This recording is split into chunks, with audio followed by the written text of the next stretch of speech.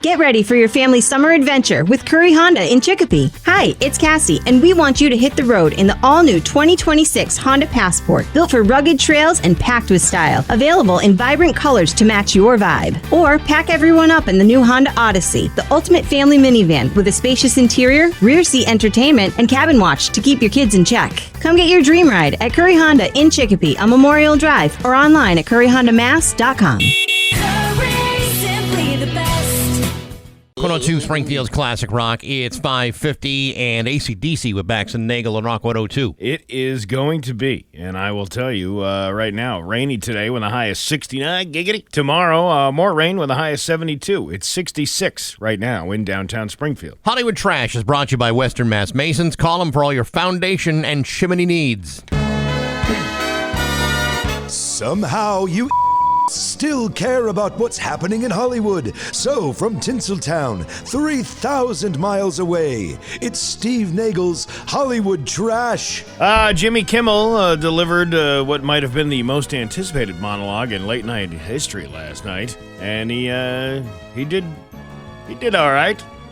He did all right. He's back on the air. Should he have workshopped it, say like the shortstop on a Thursday night for $20 in a comedy show? Actually, yes, he should have, because would have brought more attention to our room. Probably. We don't talk about it enough. Maybe we should start hitting it a little better. He thanked everyone who supported him during the suspension, including people like Ted Cruz, who spoke out in support of free speech. Hey, listen, when you're thanking Ted Cruz for something, things just got serious. They did get serious. So he while he was, he does the whole monologue and he says he's sorry and, he's back on the air now. Except for a certain, isn't there there's one, company that hasn't aired it, right? Sinclair Broadcasting didn't air it. But you know what? I'm sure the 225,000 people that were watching that show before the suspension were very happy to have him back. Well, hey, maybe he got up to 300,000 people last night. I think he had a lot more than that. 400,000. Is that, what do you think? It ain't going to be Johnny Carson numbers, that's for sure. Fox is reviving Baywatch next season. Thank God. With an all-new cast. Well, I would hope so. Jesus. Can you imagine bringing all the saggy boobs and the crow's feet on the guys? Yeah, I was just going to say, you're just talking about Hasselhoff. Right. Yeah, exactly. Fox announced yesterday the new version of Baywatch will premiere during the 2026-27 season. They're promising to, quote, bring the California dream to a whole new generation of fans with fresh stories, rising stars, and all the spectacle that make Baywatch franchise a global sensation. Wait a minute. There were stories on that show? Apparently, there were. I never paid attention to them. The show will feature, quote, all the adrenaline-fueled rescues, tangled relationships, complicated chemistry, and beachside heroics that define the original, now with an entirely new cast. Do you know I never watched one episode of that show? Well, not one. I only saw clips of it as I'm passing through, and, It is a little before your time, isn't it? No. No? Oh, that was the 90s. Well, what were you, 10, 12? Probably. I mean, it was a coming-of-age film. That means two things. Yeah. Yeah, the original Baywatch premiered on NBC in 1989 and ran one season there. Then it moved to syndication for 10 more. Hasselhoff has also starred in a two-season spinoff called Baywatch Nights from 1995. That's when people were swimming at night. Oh, is that what it was? Yes. Baywatch Nights. That's like the CSI. Yeah. How many different versions in Law and Order? How many different versions of those shows? It's all the same show. A lot of crime going on over there. Like too much crime. Do we really have that much crime? We do. That we have that many different versions of the show? Well, we get different kinds of crime. Yeah. Why don't they do the traffic unit? They don't do that. Yeah. They don't do the guy hand waving through the construction zone. Code enforcement. Yeah. Yeah. People say, hey, you need to mow your lawn. Law and Order, extra detail. You got one too many vehicles on your property. And it's just a cop playing on his cell phone, pretending like he's directing traffic. See, that would be worth watching. Yeah, I probably would.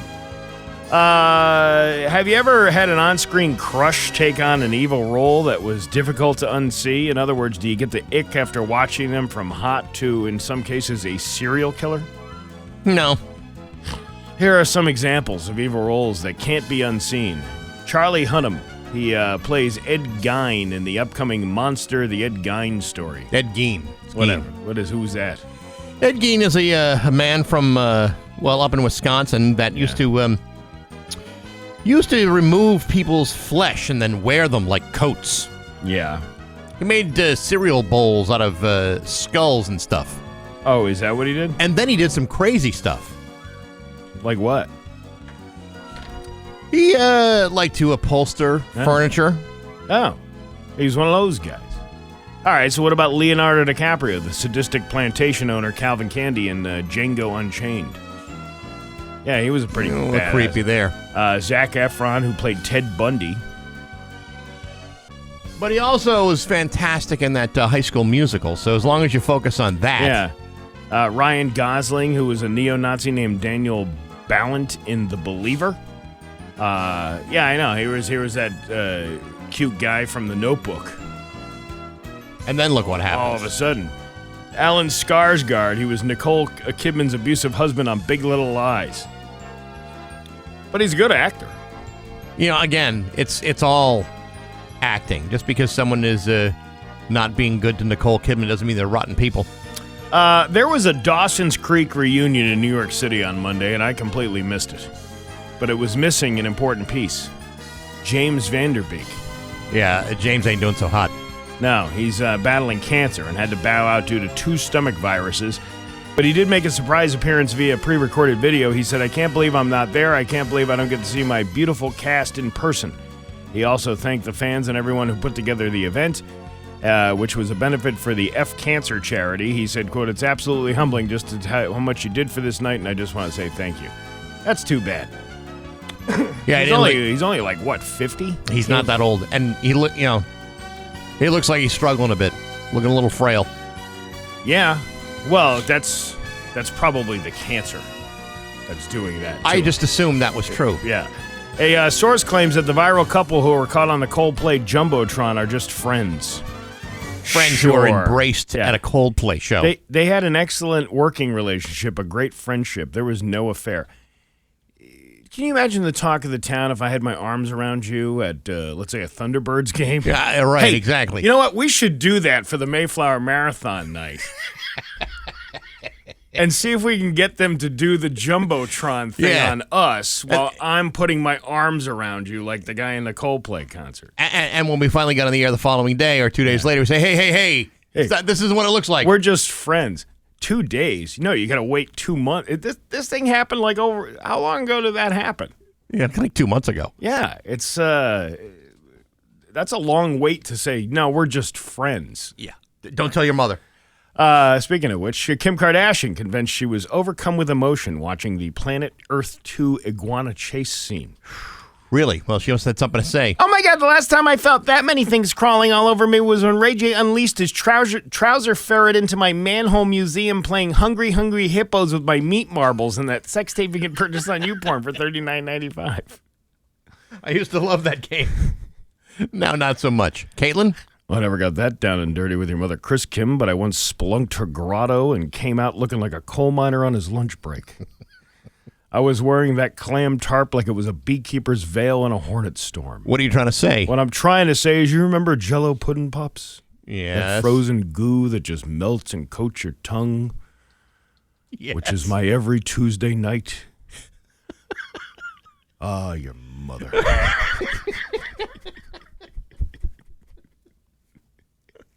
And that is your Hollywood Trash on Rock 102. Rock 102, Springfield's Classic Rock at 612, and Whitesnake with Bax and Nagle on Rock 102. It's going to be rainy today with a high of 69, giggity. Tomorrow, rain with a high of 72. It is 66 right now in downtown Springfield. This is the perfect day to go to the Big E. You know, A cousin of mine is supposed to go tomorrow. We were going to get to dinner after she was done. Yeah. And she texted me yesterday, and I need to respond. But basically she says, it's supposed to rain all day on Thursday. And part of me wants to say, that's okay. You're not going to miss anything. Yeah, you're not going to miss it. Because it's going to be the same thing next year and the year after that and for the next 25 years. No, if you go in the rain, nobody goes. So that's why you got to go. Yeah, I would agree with that. Or after a rainstorm. No one goes after a rainstorm because no one wants to eat corn dogs and walk in puddles. Listen, there's enough, but it hasn't been heavy rain, and they're not calling for downpours or anything today. So I'm also hearing that apart from the weekends, the weekday numbers. I mean, it's hard to tell now because they're no longer announcing their numbers. But anecdotally, people are saying that the crowds have not been that bad during the week. I'm probably going to go tonight. I'm probably going to ask you tomorrow how was the Big E and not go. Yeah. Okay. Well, that's me. I was kind of strong-handed into that. Who pushed into that? Two teenagers. What do they want to do? Roving bands of teenagers said two. Right. They want to go. So I'm like, all right, we'll go after school today. Are they looking for something specific there, or are they just want to go for the sake of going? Dubai chocolate. Yeah. Which I guess you could get for $20 at a local gas station, but I believe Crave, that restaurant Crave, is making some kind of parfait or something like that. Parfait. Yeah. Who doesn't love a parfait? And then pickle ice cream, which no, I'm not that. Well, I'm going to get a soggy dog and then wash it down with Adele's Lemurin or whatever it's called. Yeah, there's some of the most delicious things in the entire grounds, but if you want to be that way, you go ahead and be that way. But I'll tell you what, it'd still be better than a pickle ice cream. I saw that Dell's Lemonade in the store. Yes, you can. They have a home making kit. Yeah. It's not quite the same because you still got to make it slushy and everything. No, this was already bottled. Ready to go. Oh, that's just that's just the plain old lemonade. Yeah, as opposed to the frozen lemonade. That's right. That's fantastic stuff. And you wouldn't believe the ingredients in this. Let's see: water, sugar, and lemon. Yeah. Can you believe it? I know, but it's like a secret. Yeah, but the ratios, the water to lemon to sugar ratio, that makes anyone who's made lemonade will tell you, Steve, that makes or breaks a quality lemonade. You put too much lemon, not enough water, or not enough sugar, too much sugar, throws the whole thing off. It's an absolute lemonade disaster. What is the Kentucky Fried Chicken Colonel? How many blends? 11 blends of herbs and spices. That's right. 3 ingredients, 3 basic ingredients. Anybody can make this product. What is so appealing about this particular lemonade? Steve, there are certain things, I'm sure, that you had when you were a child that for whatever reason gives you a warm feeling on the inside. It's this is the flavors of my youth, whether it be something simple like St. Joseph's Children's Chewable Aspirin. Oh, I love that, yeah. But you never forget it, right? Right. Buc-ee's makes those mints now that taste like St. Joseph's baby aspirin. Right. Yeah. Or I'm sure I'll say a can of Chef Boyardee ravioli. Ravioli. You never forget that, right? You never forget that. Or, SpaghettiOs. Yeah. Yeah, but when you were a kid, you loved SpaghettiOs, right? No, I didn't. You know why? Because my dad opened a can and there was a worm in one of them. He probably put the worm in there to get a discount. No, it was he was yelling. He was in a drunken rage, and he was yelling and screaming. Franco-American is trying to poison us now. You sure that wasn't the worm from the bottle of tequila that he emptied? No, this was a much different looking worm. Okay. But anyway. Well, my point is Chef Boyardee ravioli. Okay, so my point is this, Steve. There are certain things that you grow up with that are nostalgic in a way. For me, Dell's Lemonade is one of those things. And when I have Dell's Lemonade today, at the age of 59, you know what? It takes me back to a more simpler time. Same thing with the soggy dogs, man. I tell you what, that is the flavor of my youth. It's not your youth. It's not your experience. Your experience with it may be very different at your age. All I'm telling you is these are the things that I recall and love. That's it. Okay. I've made my case. All right. But if you don't appreciate the things that I appreciate, Steve, then we're going to just have to agree to disagree. Agree to, yeah, well, it's just lemonade. That's all it is. It's more than lemonade, 3 Steve. ingredients. Listen, It is a life-changing concoction. For what, $10 a pop? For no. How much is it? You know how what? much is Adele's lemonade? I don't know what they're running these days, It's but whatever back it is, But it's back too as a kid, it was $1.25. Yeah, well, whatever it is now, it's too expensive. It could be $1.50, and you'd be complaining about the price. You just give me one of them plastic cups that says Dell's on the side of it. I'll go in the bathroom and I'll take care of it for you. Fresh cup of lemonade. I think I would be able to tell because of the heat emanating from the cup. I got a whole Big E right here. Yeah. Milk, lemonade, turnaround, fudge is made. What in God's name are you talking about? You don't even need to go to the Big E. Yeah, you know what? That's I'm a taste tester right here. Milk, lemonade, turnaround, fudge is made. Yeah, you can find that in the Mallory building too. Oh yeah, that's what I'm saying. That's what I'm saying. I don't bring food into the Mallory building. Oh, we could just do it right here. No, Steve, Yeah. we're not going to do that right here because it's disgusting. And you're never going to change my mind on the Del. You could put a worm in my Dell's lemonade. I'll eat around the worm. What about the soggy dog? You can have that snap in your mouth and then wash it down with the Dell's lemonade. Yeah. And then what else is from Rhode Island? A clam fritter. You dip the fritter into the lemonade. Is that how you do it down No, there, I like would- a heathen down there? Why in would Rhode I Island? want? Why would I want to spoil the Dell's lemonade with like that? Ocean State. But I love the clam cakes or the clam fritters, as they say up here. They love those things. Used to eat those things all the time. Whenever they were offered, I was like, yes, sir. Yeah. I'll eat that. Then they got the chowders. They got the 2 chowders. They got the chin chowder. You got the Rhode Island chin. You ever have the Rhode Island chin chowder? I have not had that, Steve. I had the clear quahog chowder, which I absolutely love. That's the chowder of my youth. Yeah. No cream, just deliciousness. Mm-hmm. Little stronger tasting than your average chowder, but fantastic. Stuffed quahogs, fantastic. I would eat those all day if I had the chance. I don't know. I'm going to have to make an anti-Rhode Island video tonight while I'm in the Rhode Island building. I don't think you need to do any of that, Steve. Yeah. You've made your opinion clear, and it is wrong. And if people in Rhode Island heard you talking like that about their home state, I know those people. They're absolutely bananas. They will come to your door with knives, pitchforks, and torches, and they will show you what they're for. Are we off the air? I don't believe so. Oh, somebody says we're off the air. Well, maybe he should turn his radio on. That might be.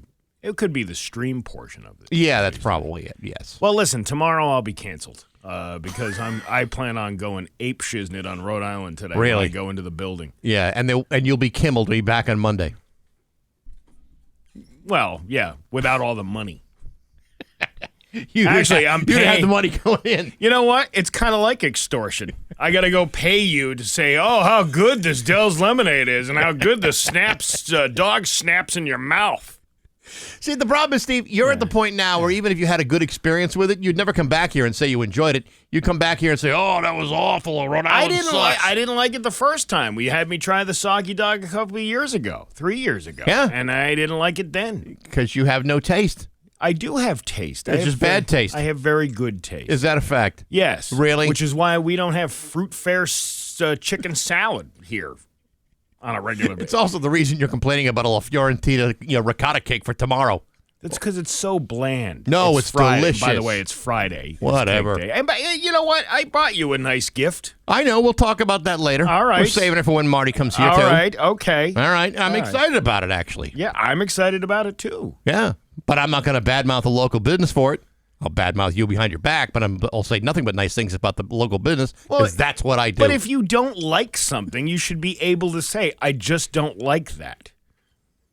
I'm sure there are plenty of local businesses that you probably don't like something they do, but that doesn't take away from the masses of people. That's what I'm saying. I'm not hurting Rhode Island. I'm not hurting Dell's Lemonade.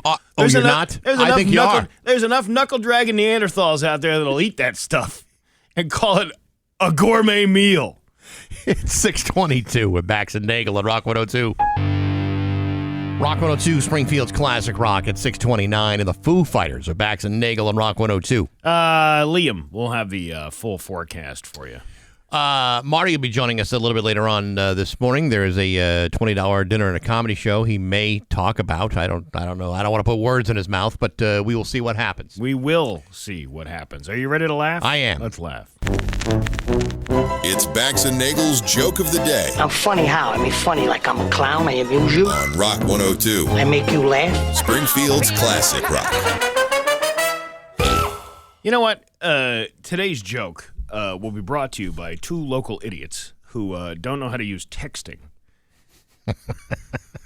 We're doing that whole thing for John O'Brien on October 4th. Yes. And there's there's pieces to go along with it, how to, the timeline. All I'm doing is just writing my own jokes. That's my thing, and I'll be the ringleader and, get everybody up on stage, right? Sure. But these two individuals, Barry Krieger and Tim Rook, who shall remain nameless, accidentally included the Route 10 Tire listener line on their group text. Oh, my God. So even though I can't see all the responses to the group text on these numbers, they're responding to it. And it's and I'm like, why you two old dudes can't figure out how to keep. Why did you text the Route 10 Tire listener line? They both have your cell phone number, right? Yeah. I don't, unless that's part of my contact in their phone. I have no idea. I'm gonna say it's Rook's problem. This reminds me of when I had to program the VCR for my grandmother because the clock kept blinking 12, and she didn't understand why she couldn't tape Matlock. The power went out, and the clock keeps blinking 12, and I don't know how to take care of it anymore. Grandma, it'll take 2 seconds. How did you do that? You're like magic. And then I'll see these two idiots this Friday, and they'll be like, "How do you get the number off the group text? What if I press leave this chat? Will that work?" And there you go. There's your joke of the day. Bax and Nagle in the morning on Rock 102. 6:34 with Bax and Nagle. Whoa! I don't know what that's all about. Anyhow, my point is this. It's 6:35 with Bax and Nagle and Rock 102. It's time for news brought to you by Freedom Credit Union. Freedom is yours. Here's local radio icon Steve Nagle. See, all you need to do is say something, and then action happens. I'm now getting texted by Walter Matthau and Jack Lemmon. Oh, good. We don't know how that happened. How did that happen? How did that group text thing happen? We can't figure out these newfangled doodads and doohickeys. Tim Rook's trying to explain it, and he's like, I don't know. I added your number, and then the color changed from blue to red. I don't know what happened. Oh, my gosh. All right, well, it's all set now. Hey, several fire crews were called to I-90 westbound in Palmer for a tractor-trailer collision resulting in a fire. The Palmer Fire Department shared on social media at 3:30 p.m. Crews were called to I-90 westbound at mile marker 64 for a tractor-trailer motor vehicle accident. When firefighters arrived, they found two tractor-trailers that had collided and caused a fire. Crews quickly put out the fire and began an overhaul and cleanup of the area. Mutual aid was provided by Bondsville, Brimfield, Warren, Ware, and Sturbridge fire departments for water supply and manpower. No injuries were reported. As a result, the Mass DOT shut down I-90 between Route 67 and Route 32 for several hours. Westbound traffic was diverted off the turnpike at exit 64. All of those roads have since reopened. The Chicopee Police Department is investigating a shooting on Dayton Street on Tuesday afternoon that left one man hospitalized. Chicopee police officer Travis Odeon confirmed the incident around 4 p.m., saying police are actively investigating a shooting on Dayton Avenue. One victim, an adult man, was brought to the hospital as a result of the shooting. The severity of the victim's injuries is currently unknown. Police are currently investigating a residence located at 22 Dayton Street with several police cruisers in the area. I think this was yesterday. I don't think they're still actively there. No, probably not. One officer was seen wearing coverings on his shoes as he walked around the property. Rubbers? Rubbers. He was wearing rubbers. You don't see dudes wearing rubbers anymore. Remember, the old men used to wear rubbers on their shoes? Yeah, my dad used to wear them all the time. Yeah. They were they galoshes? Was that considered galoshes? I think galoshes were more like boots than rubbers. Rubbers were just for the shoes. I think the galoshes went up the leg a little bit more. Kind of like a boot would, but I don't believe there were anything tying you together. Actually, there was. We had ones. My dad had ones that were just fit over the shoe. Like they weren't high tops. They were just rubber bottoms. Rubbers. Yeah, but not the high heel. Like not the high leg. Oh, it just went over the sole. It went over the the whole sole. shoe? It went over the shoe, and then up the shoe. Then you're done. I would like to bring rubbers back. We should make that a thing. It's one of those things that has been lost over the course of time. Well, but yet I don't want wet, muddy shoes. That would be helpful if it rains again at the Mayflower Marathon. Remember that time we had all that rain, and then, it doesn't really matter where you are when you're surrounded by high-powered electrical equipment. No. Rubber might be the best thing for you. I would like to be more grounded at the Mayflower Marathon. Yeah. There's a couple of scary incidents. A couple? Yeah. It's more than a couple. Well, anyway, Chicopee Police stated this was an isolated incident, poses no threat to the community. Police did not release additional details about the circumstances of the shooting or the identity of the victim. And Chicopee is now becoming West Springfield. Something happened. We don't know what. We do know what, but we can't tell you. And we can't tell you where. Yeah. But if you have any information, please share it with us. Here's a good story. What can you do at the Big E when it's raining? Well, it just so turns out it's going to be raining in the next couple of days. Yeah. Steve, what can you do at the Big E when it's raining? The Big E has had spectacular weather so far. However, scattered showers this week are in the forecast. 22 News is working for you on what to do if you are planning on heading to the fairgrounds on a rainy day. The Big E offers more than 40 buildings to stay dry in, as well as the following ideas to do between the rain. Visit the New England Center to see some creative art demos, exhibits, and eat a cream puff. What else? Catch a show starting at 11 a.m. under the cover of the Court of Honor stage, sponsored by Mattress Firm. How many of those seats are actually covered? Actually, it's a pretty decent.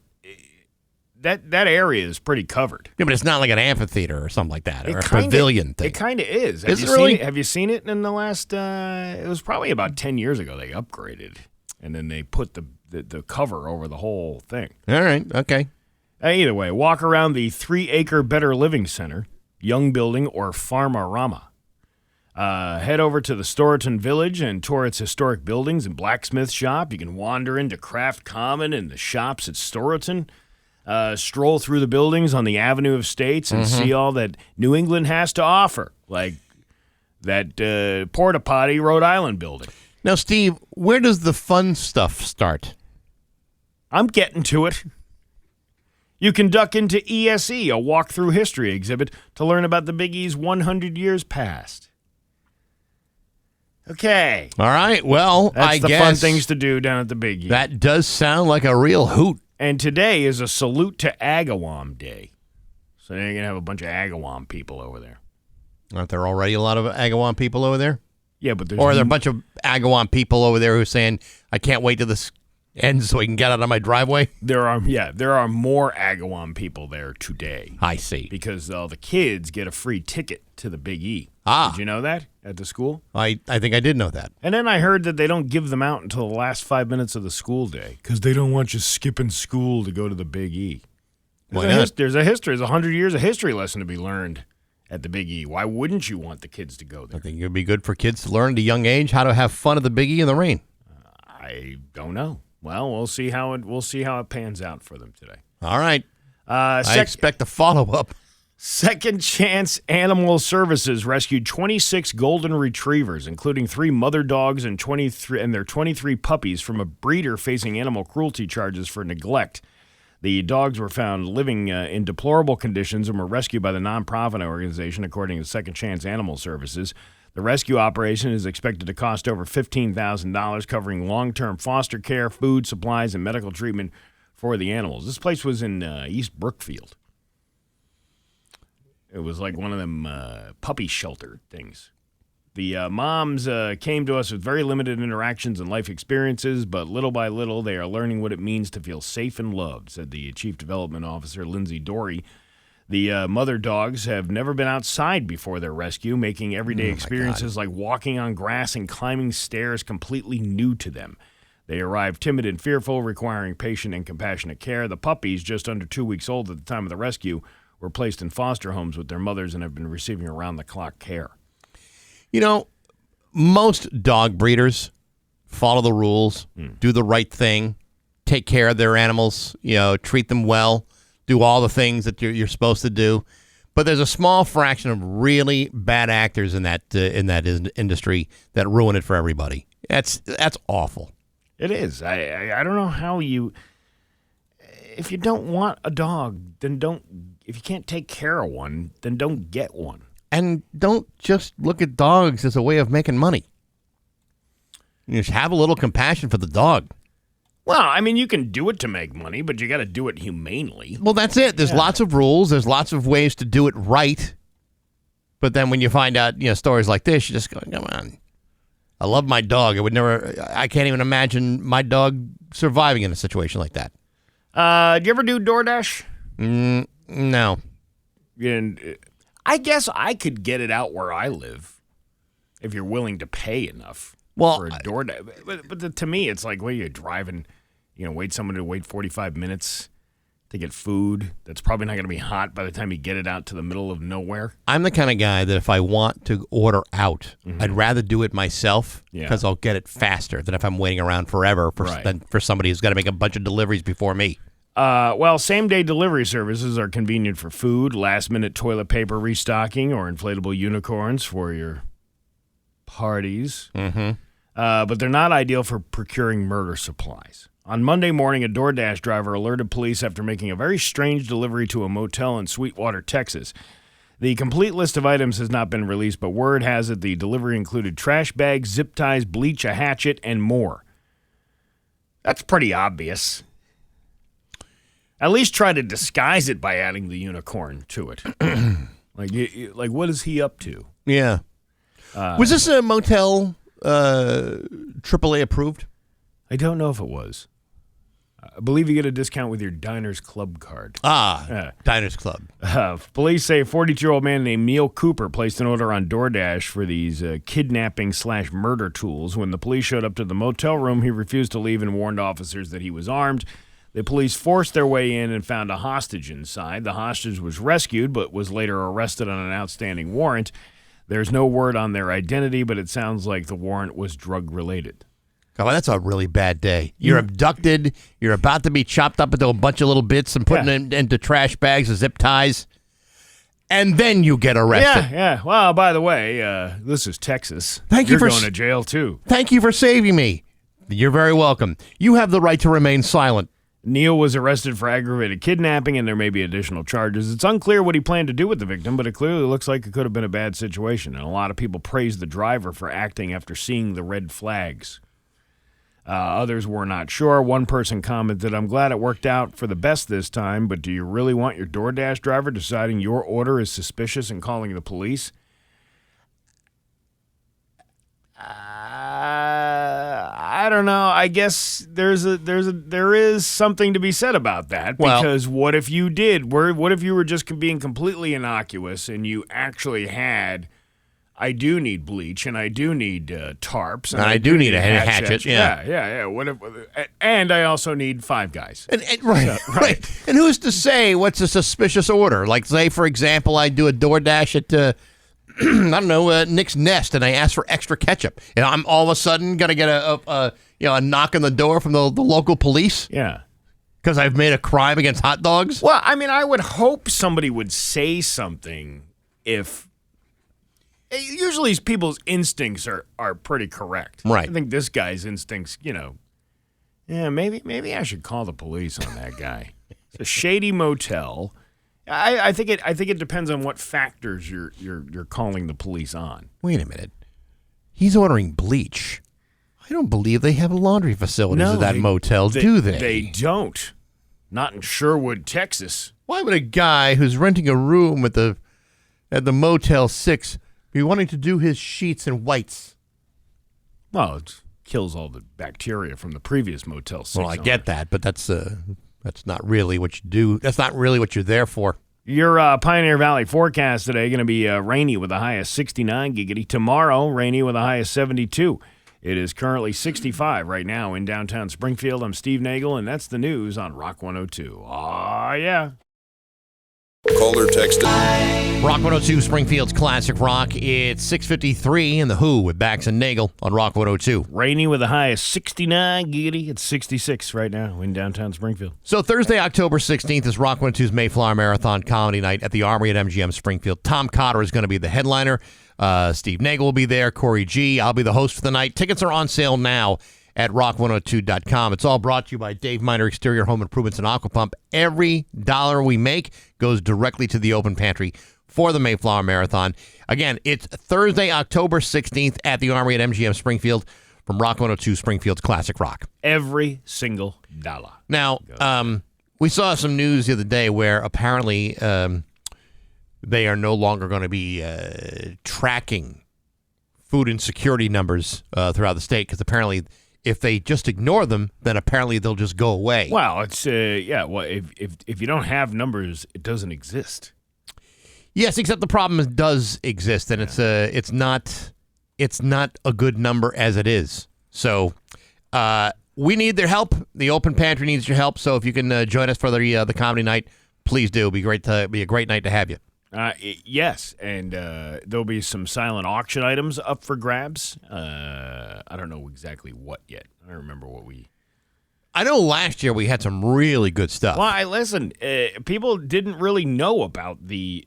it's not that they didn't... Not for our lack of telling everybody. People just didn't go walk over to that table. There was lots of good stuff on that table. I got Tom Segura tickets for $100. You could get something just as sweet as that. Yeah, so we'll a cheap price. We will let you know what some of those things are and remind you ahead of time to when you walk into the Armory. Yeah, when you bang a quick right over to the Rock 102 table and take a look. Yeah, do it. There you go. Get in there and get it done. So simple. We got. I believe we have a comedian coming in here soon. Yeah, I'm not sure which one, but yes, he. Hopefully be here relatively soon. I'll be making some videos tonight while I'm at the Big E. Are you? Yeah. Crapping on Rhode Island. I don't know why that's such a real bugaboo for you. There's other things to be critical about. There's nothing good. It's the tiniest building. It's the tiniest state. Tiny little hot dogs. All those buildings are approximately the same size. Tiny little clams, tiny little chowder, tiny little this, tiny little that, tiny little Dells. Well, you'll fit right in because you got the tiny little penis with a very small brain. Yeah, you know why Dells comes in a big cup like that? No, Steve. Why? Dells trying to make up for the tiny little thingy that he's got going on there. I see what you got. He's like the little tiny little nipple at the end of the lemon.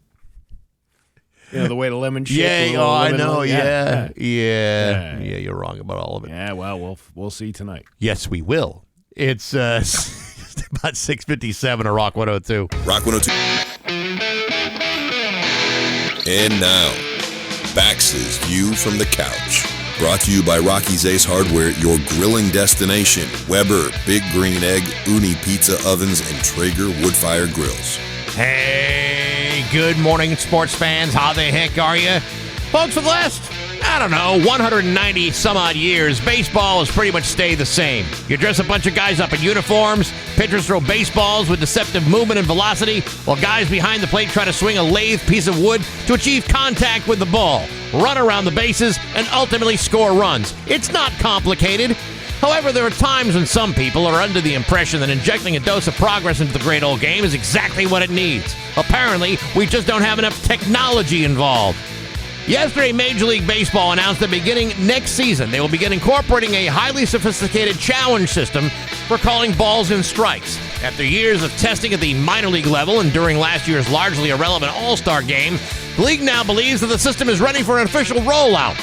This new system will also allow each team 2 challenges per game, a system that's very similar to the one being used in professional tennis. In other words, robots. Personally, I've seen enough totally plausible science fiction action films to know that I don't particularly care for the use of robots. I don't like them.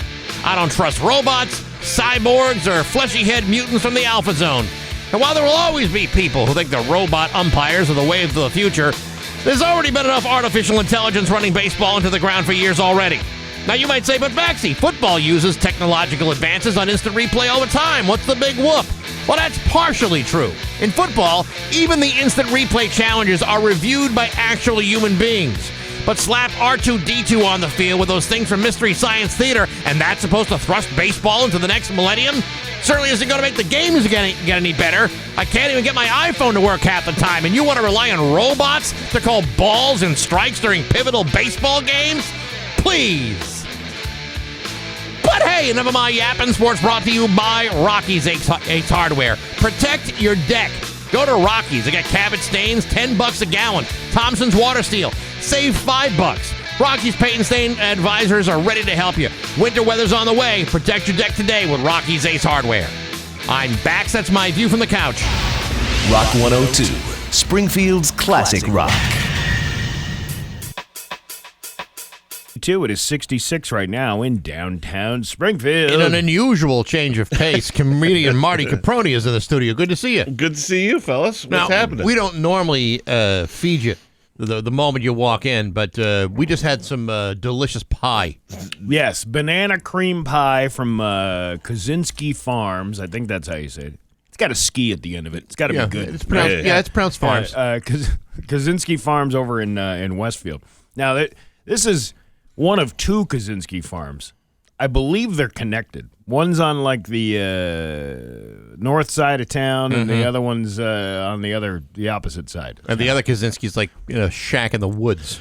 We could make up a story like it was maybe like a West Side Story. There's the Kaczynskis from the good side of the town. Oh, like the Sharks and the Jets. Yeah, Sharks and the Jets. Yeah, I guess. Banana, well, banana, cream pie.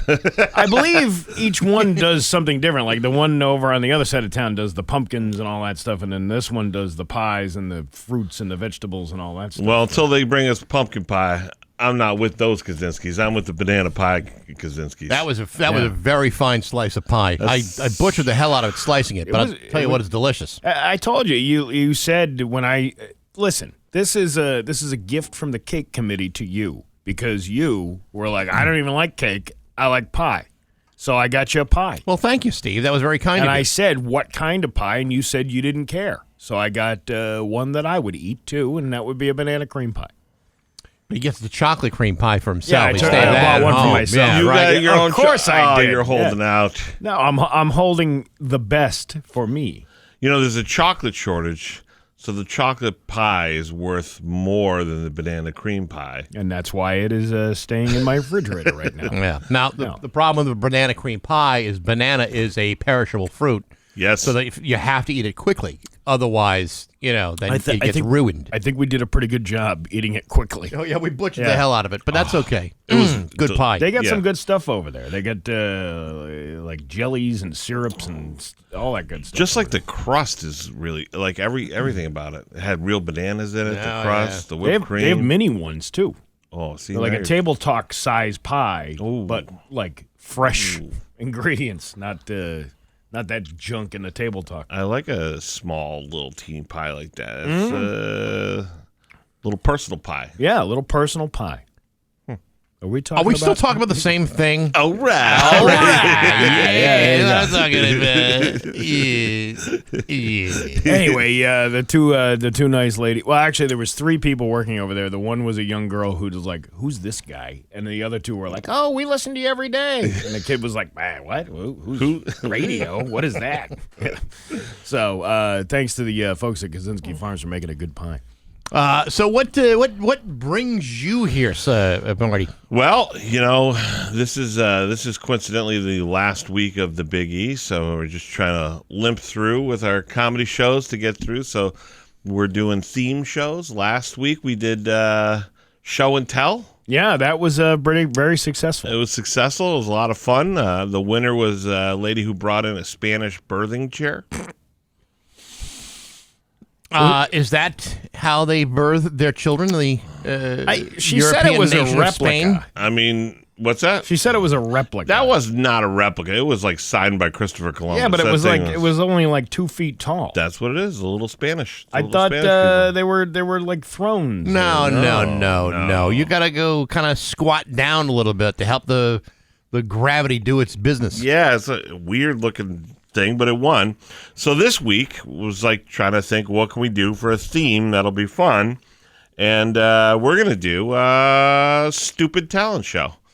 So if you're listening and you got a stupid talent, you should come and you can win a prize. Wow. There you go. And that, like, how stupid does it have to be? Well, I mean, are there limits? Have you, again, like we did with the show and tell, where we had the please nobody bring anything illegal.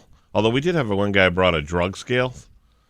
Yeah, that was it was a weed scale. It was a weed scale from like way back in the day. You know, when you used to in college, they used to have like they'd weigh a bag with one hand with a clip on it. And he has it, and everyone's like, I have no idea what that is. And I'm like, I went to school at Franklin Pierce College. I know exactly what that is. I never saw one of those. Oh, yeah. No. Oh, yeah. I mean, that was part of our curriculum. We didn't have weights and measures at Marquette. Yeah. We really didn't. So this one, as long as it's legal. But if you got a dumb, so if you're the best thing to think of is you ever seen like David Letterman, Stupid Human Tricks? Yes. On David Letterman. That type of stuff, you know. Obviously, if you're really talented and you show up with a guitar or something like that, and you want to do, fine. You blow away the shortstop. Yeah. You want to take a break, or maybe you're someone who's always wanted to tell a joke, right? You got a talent. You know, you're the funny guy in the office. You've decided I'm going to tell that story, whatever. Come take a shot. Okay. You know, Plum and I are going to be there. We might have somebody else, and we're going to be facilitating the stupid talent show. But it could be simple. Yeah, I used to be able to spin my arm all the way around so that my elbow went backwards. And what about now? Now I can barely walk. I arthritis. Well, I wish I could join you. I'll be entertaining 18 people up in Northampton at the Academy of Music. Wow, it's going to be a good time. It's going to be a good show. Now, there will be 18 empty seats at the shortstop tonight? There will be a better time, regardless of the amount of people at the shortstop, than there will be up there, I think. I will give you this advice because I've done some theaters where there's been no people. Just you're going to have an out-of-body experience where you're like, this is ridiculous. Why am I even doing this? Yes, but then, a week later, we're going to be at a place that holds 300 people. So, sold out. It's going to be sold out. So... it's a career of averages. Yeah, that's it. It's all about the numbers. Well, you get really. 300 one place, you get 18 in another, and you take the loss. But I mean, you guys have both agreed with this. I mean, the way to get good at this is to confront every possible scenario. I mean, you could have a crowd of 5,000. You could have a crowd of 5. Listen, three of you are comedians. Marty and I did a show for 12 stoners in a room in the back room of a dispensary. That was so fun. Years ago. So we've done this before. Yeah, you're moderate professionals. I did. You know what? Shout out to this. I did. So my buddy who does the comedy craft beer tour, my buddy Ryan. He has shows now at Brignall Vineyards in East Granby, Connecticut, like once a month. So I did that this past weekend, and what a great time. I couldn't believe Brignall is beautiful down there. And they filled that whole room. So there was probably 70 people, 80 people, whatever, upstairs. And I got off stage, and this really nice lady came over to me. She goes, I'm listening to you the whole time. And I'm like, I know that guy. I don't know where I know him from. She's like, then I realized with the voice, you're the guy from the radio. Oh, you're the guy hawking that horrible lemonade they sell in Rhode Island. Yeah. Oh, you're going to get some tonight. You're going to love it. Actually, speaking of the comedy craft beer, I'll be doing the Cheshire Brewery on Friday night. Well, there you go in Cheshire, Connecticut. Yeah. I'm doing the it's something Crystal Ridge in Glastonbury. I did that with Tom Cotter last year. Oh, really? With Tom? Oh, that was a good time too. I'm doing that with Jay Black on Friday, and then I think I might be doing something on Saturday, but I'm not sure where. I'll be doing comedy for the Springfield Policeman's Ball on Saturday. Look at you. Yeah, I know, right? Wow. They said, can you roast cops? And I said, can I roast cops? Of course I can. That's great. Well, we're going to have a room full of cops for the John O'Brien thing that's sold out. So. Yeah, that'll be interesting. Now, are you going to that? Yeah. All right, good. He'll All be right. doing that too. I'll be doing that. Yeah. Well, I'll be doing I'll that. be doing that. Get the band back together. Yeah, kind of like that. You can't buy any more tickets though. It's completely sold out. That sold out like impossibly quick. I mean, if you were had like a 800-seat theater, you could only sell 18 tickets. Yeah. I don't know what you're talking about. It's a hypothetical. Yeah. Well, hypothetical, of course. But you can only sell 18 tickets at an 800-seat theater. You'd say, "Wow, that's really too bad." But this is like, wow, just like boom, they're gone. I told you last week. I said the Chicopee Police were, they're very happy with the outcome of because it's all that money is going to go to the charity, to the Shop with a Cop thing, and. I said, well, I'm glad you're satisfied with these numbers. However, I don't think I can reproduce this next year unless I get another sick, dying coworker. So Bax, you got to step up to the plate. It's weird. I when I bought my tickets, and I bought tickets, I didn't scan the Venmo code. I entered in the address below the Venmo code, and then I gave the money, and then I got a message back like 15 minutes later. I was like, what the hell is this all about? Well, it wasn't the police association in Chicopee. It was like the police association somewhere in like Lincoln, Nebraska. Oh, nice. Or something Chicopee, like that. Georgia. But the cops were like, as you know, cops don't like to break the laws. And they said, we don't know anything about this. Are you sure you have the right police association? Turns out it was not. So then I scanned it and got the tickets and got the right one. Oh, okay. But that was weird. It's like, oh boy, what did I just do? I just spent like $70 to help the Lincoln, Nebraska Police Department. You're the guy. You're that guy every week. So, Nagle and I always tell people, you want to buy tickets to Shortstop, it's real simple. Go to his social media page. There's a poster with a Venmo thing, everything. Every week, there's somebody who's like, I got the wrong thing. Or I have no Venmo. I sent a Venmo to some person with your name that's not you. Do you have Cash App? Do you have PayPal? Can I say the Western Telegram? Everyone, Western Anybody Union, who asks if I have Zelle, I'll tell them, we don't need your business. We're not interested in having you at our place. It's fine. Yeah, and if you don't have any of that, that's fine. Then just message Steve and say, I got a table for, we're coming, and you get your $20 rate instead of the $25. Right. But every week, doesn't fail. Someone shows up and they're like, I couldn't figure it out, so I guess I'll just pay $25 instead. Well, yeah. Which is fine. Listen, I've been dealing with two guys this morning who can't figure out how to use a group text, so, I heard that on the way in. I can't believe Barry. Well, it wasn't Barry. It was actually Tim Rook who was the culprit in this That whole checks thing. out, Tim. Yeah, that checks out. That checks out. Big time. Thoroughly checks out. Big time. I mean, with Barry, that would be an honest mistake. But with Rook, you're like, yeah, I'm not really surprised. Well, that reminds me of when we did the show there. Remember the show we did at the dispensary? Tim was like, you guys are going to love this room. It's amazing. And they had it. It was lit perfect. It had accent lighting, everything else. And we were like, where are the people? And he's like, oh, yeah, I forgot that part. I forgot to sell those tickets. The lights are awesome. I forgot to tell anybody there was something going on here. I was so busy worried about the light bulbs. Yeah, right. And then I talked to friends of mine who go there all the time, and I'm like, did anyone ask you to buy tickets to go to the show? And it's, no, I go there 4 times a week. No one said anything to me. And then we got there, and he was like some other comic. I won't say the guy's name because I hate him, but this guy, he was like, tried to like muscle in on the show. He was like, I can handle this. I can do this show. Whatever. We're like, buddy, we're already here. We're already doing this. I don't know what you're doing. Go back to East Mountain Country Club where there's 6 people. Oh, yeah. That guy. Yeah. You know the guy I'm talking about. Yeah. I won't say his name, but yeah. Well, very good. So there's a lot of chances to see some great local comedy in the next couple of weeks. Yeah, it's going to be fun. Awesome. Yeah. It's 7:24 with Bax and Nagle and Marty on Rock 102. Download the It's 7:27 with Bax and Nagle on Rock 102. Liam's got the full forecast for you. Hey, this week on Baxi's Musical Podcast, my guest is rock journalist Jason Pettigrew, from former editor of Alternative Press, written for Spin Magazine, dozens of other publications. He just released his first book in the 33 1/3 book series about ministry in their album, The Land of Rape and Honey. They're actually a very important record, and the story behind it is really, really interesting. And that interview is available now on Apple Podcasts, Spotify, the Rock 102 YouTube channel, rock102.com, as well as the app. It's all brought to you by Metro Chrysler, Dodge, Jeep, and Ram at Chicopee and Rock 102 Springfield's Classic Rock. Just to respond to Marty's face, it's rapeseed is what it's about. Well, the originally is the land of rapeseed and honey, but its ministry, he kind of went one step further. But that's, you know what? All right. All good. All good. Really interesting interview. Very fascinating guy. And there you have it. Very cool. Yeah. What do we got? We got news.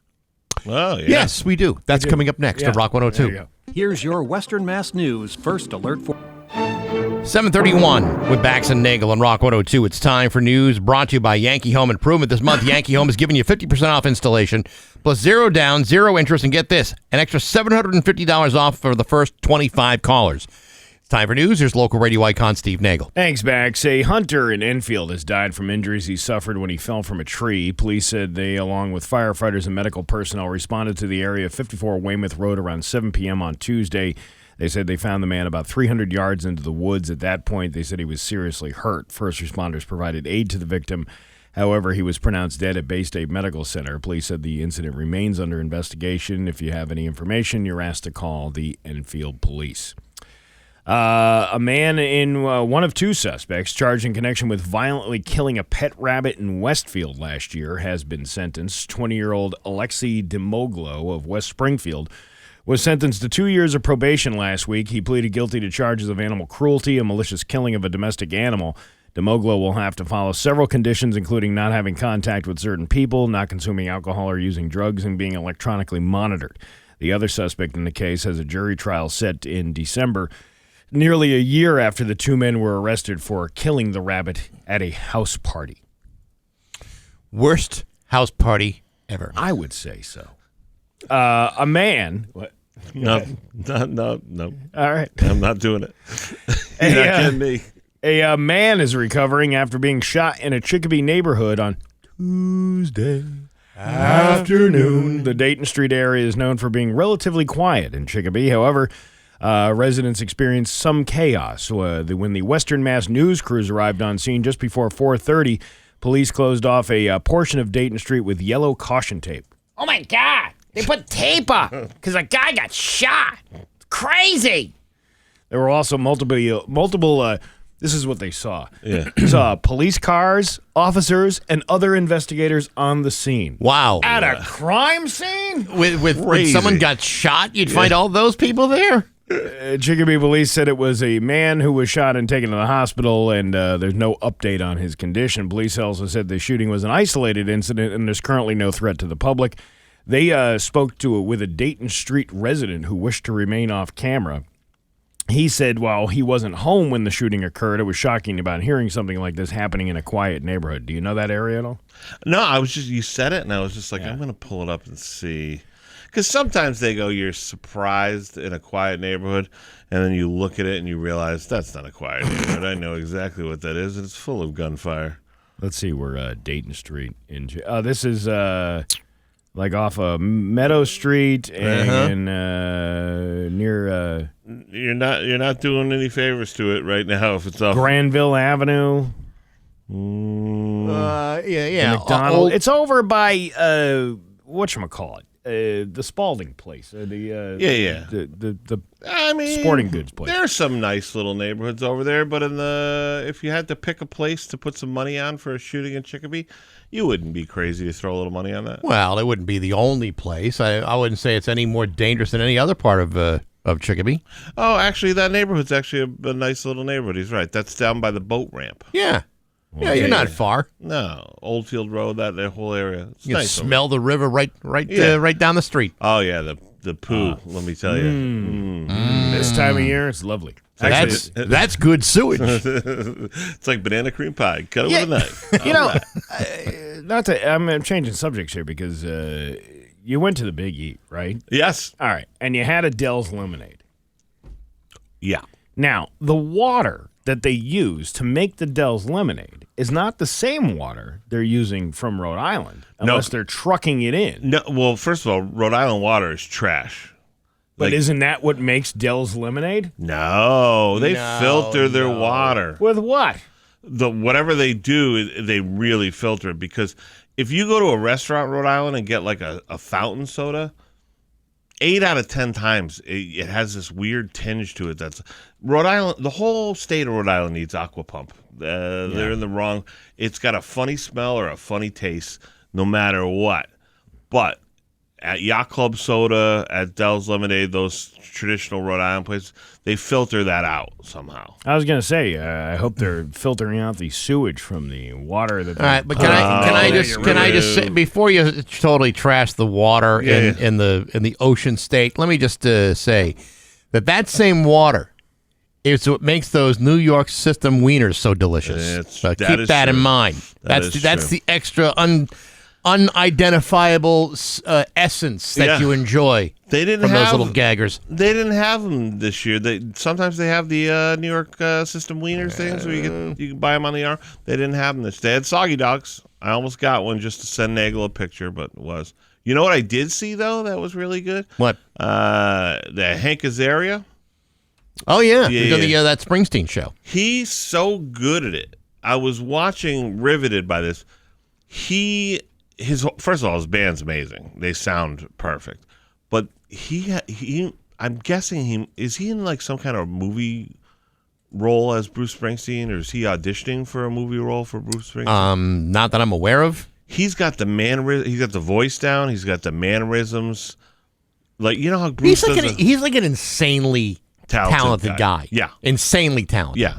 Maybe one of the most underrated talents we have. I mean, really, really amazing to watch him because he's got Bruce always. If you see Bruce in concert, he does the goofy white guy moves, like the goofy white guy dances, and the arms.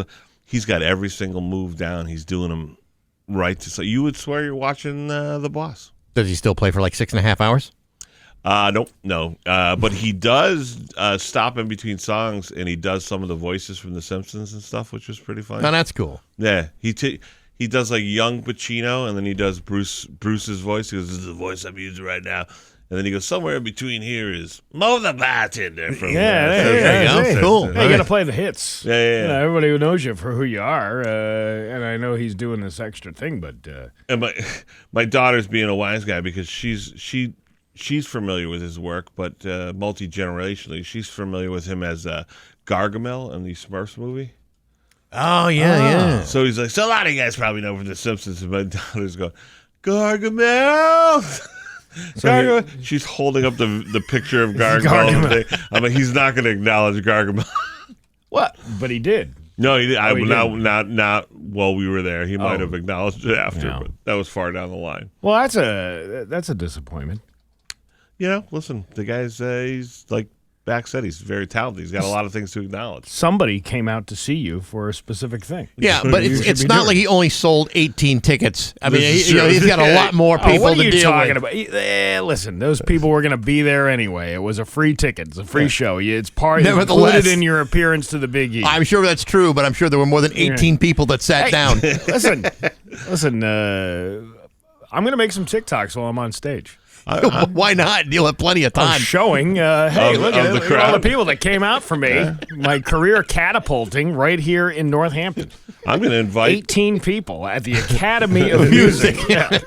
I'm going to invite Hank Azaria to the show tomorrow night to do the stupid talent part. Maybe he'll do voices. Yeah, we'll get a few more people in the door, I guess, that way. If you want to try to up the ticket sales, I appreciate that. A staple business in the metro neighborhood of Springfield will close for good on September 26th.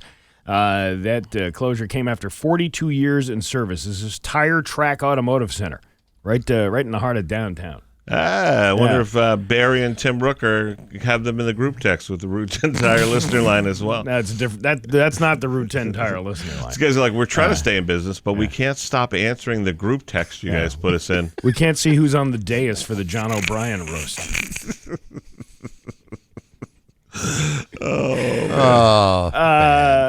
Anyway, the Harley Andrew, the manager of Tire Track, spoke and said, "I'm going to miss what we do, and I'm going to miss our customers. I think if we had to do it all over again, I'd do exactly the same. I think we made a pretty good mark on this town." Andrew said that they were notified by their landlord just a few weeks ago that the building they operate in had been sold and that they needed to be out by the end of the year. There's lots of things going on in this area, and a lot of properties are changing hands, and I think whatever the plans are, it doesn't involve us. So, Tire Track, 42 years in business. So that is. So we got to talk about this the other day. That's part of the parcel that they're talking about for building the new courthouse. I got you. Oh. So that goes from Lyman Street to Taylor. They're more like between Taylor and Worthington, off of Chestnut. Yep.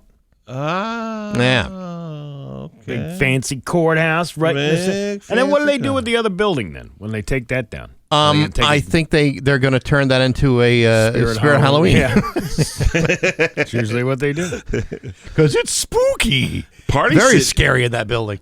Party City's out of business. I didn't even know that. Oh, yeah, that went out of business like 2 years ago. It's still sitting over there in Chicopee at the marketplace, completely empty. Yeah. Nothing in there. It went out of business, and they had the liquidation sale and all that stuff, and that's it. All the good businesses are gone. Party world. Tire Track should move there or whatever, you know? Hey, you know what? 40 years in business. I know good for them. Yeah. I mean, no one likes to see a business that's been around that long close, but that's a long time to be in business. So good for them. Yeah. Let's see. Authorities in California say a 12-year-old boy was arrested after driving off in his parents' car, leading deputies on a chase and striking traffic cones, a parked vehicle, and a patrol car. The Sacramento County Sheriff's Office said deputies first responded after the boy took the car and drove to his former school. After 7 a.m. on Monday, he left the area, hitting some traffic cones. Deputies then located the car and tried to stop it, but the boy allegedly led them on a short chase through a neighborhood. The car struck a parked vehicle and a patrol unit, but nobody was hurt. The boy was safely taken into custody and transported to a juvenile jail.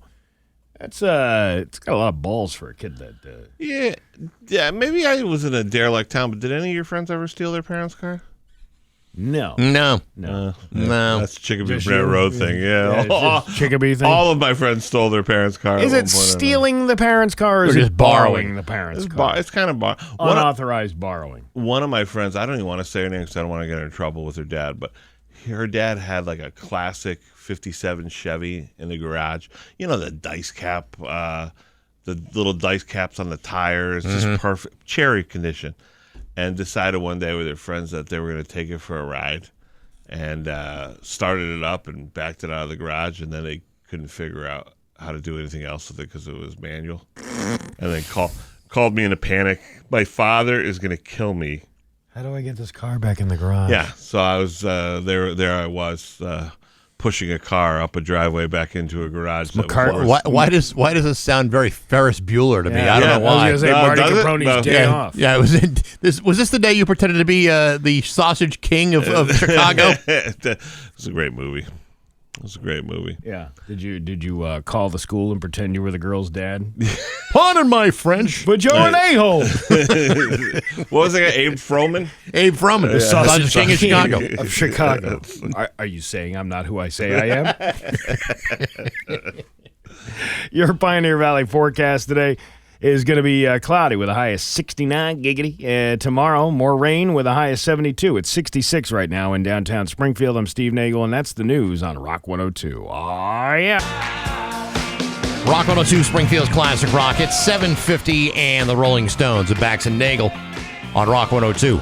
Got some facts about the Stones for you. It is going to be rainy today with a high of 69 giggity. Tomorrow, rainy with a high of 72. It's 66 right now in downtown Springfield. We like the craft beer. Rock 102's got a hell of a deal for you. The Rock 102's half off hops. Both Vanish Valley and Great Awakening have sold out, but you can still get $50 gift certificates to some of the area's best breweries. Western Mass breweries like Rustic Brewing, Scantic River, Arc Point, just $25. That's half off.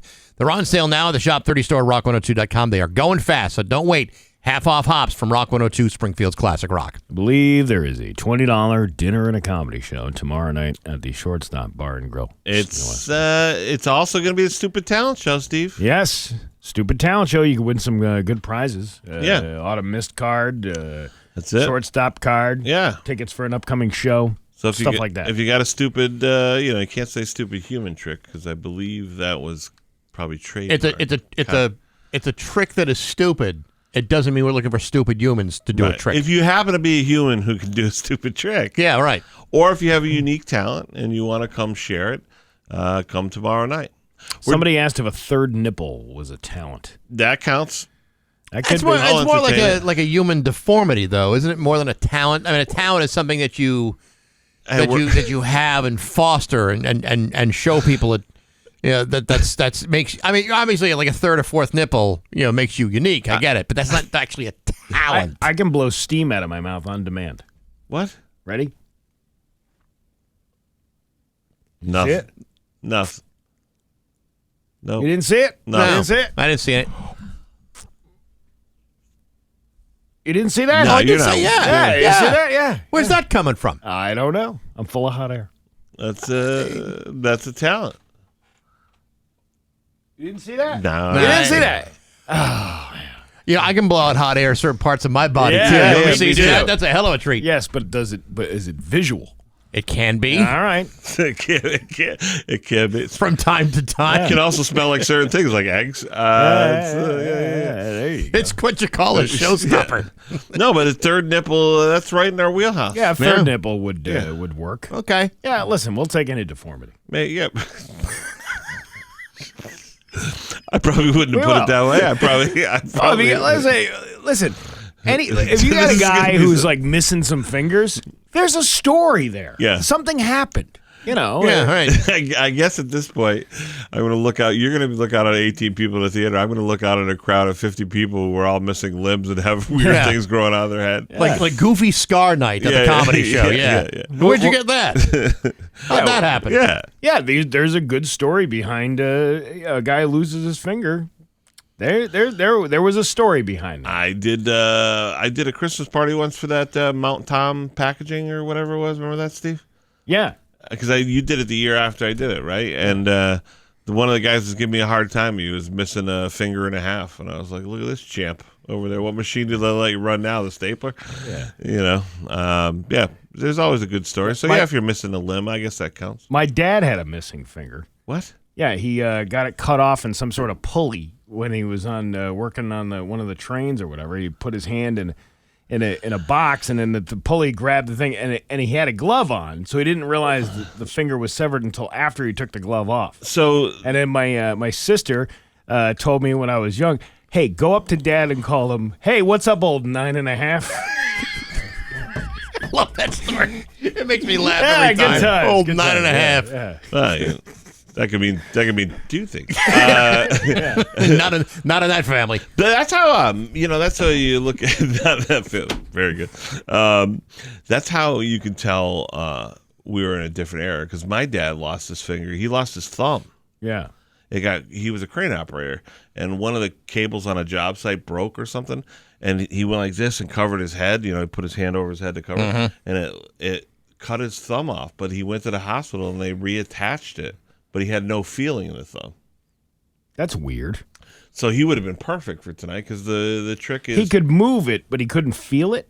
Couldn't feel it. So interesting. If someone like that, you want to come by and have us hit it with a ball peen hammer on stage, you're gonna get yourself a nice gift. Maybe that's next week's show. Yeah. It's weird how they can reattach the moving part of it, but they can't reattach the feeling part. There was no nerves or whatever. Yeah. Well, I told Bax this a while ago when I was a teenager. I worked at Bickford's over here on Allen and Cooley Stop Street. bragging about your success. And believe me, that was successful. There was a kid there that I worked with, and he had no hand, and he was washing dishes with the one arm, with the little nub, right? And you don't want to say anything, because you're like, some people are just born that way, and there's nothing you can do about it. Right. But then he finally tells me the story about what happened, and he lit an M80 in his bathroom. My first guess was going to be and fireworks. he went to throw it out the bathroom window, but the screen was up. So then by the time he grabbed it and got the thing exploded in his hand. And there you go. You got a great story to tell for the rest of your life. Yeah, with your one hand. Well, I mean, people probably lose an things. advantage if you're washing dishes, though, to have the nub like that. You just put the. Oh yeah, we used to put the scrubber right on the top of it.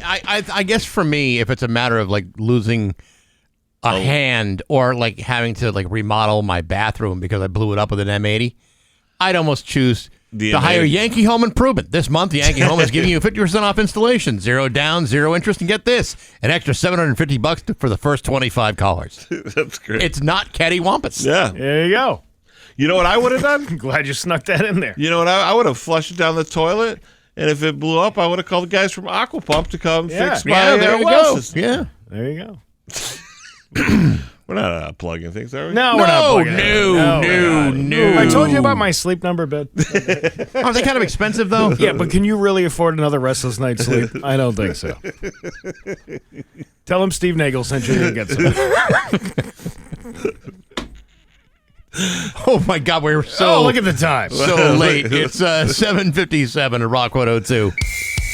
Brought to you by Rocky's Ace Hardware, your grilling destination. Weber, Big Green Egg, Uni Pizza Ovens, and Traeger Woodfire Grills. Hey, good morning, sports fans. How the heck are you? Folks, it's always been my belief that in competitive sports, if you're not cheating, you're simply not playing to win.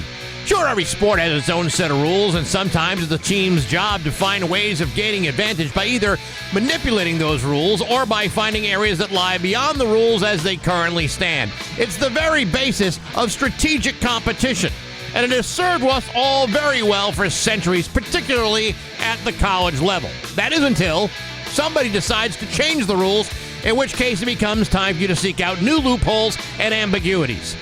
Earlier this week, the ACC Conference fined the football program at Syracuse University for allegedly faking injuries on the field in an effort to slow things down during their 34-20-point win over the Clemson last weekend.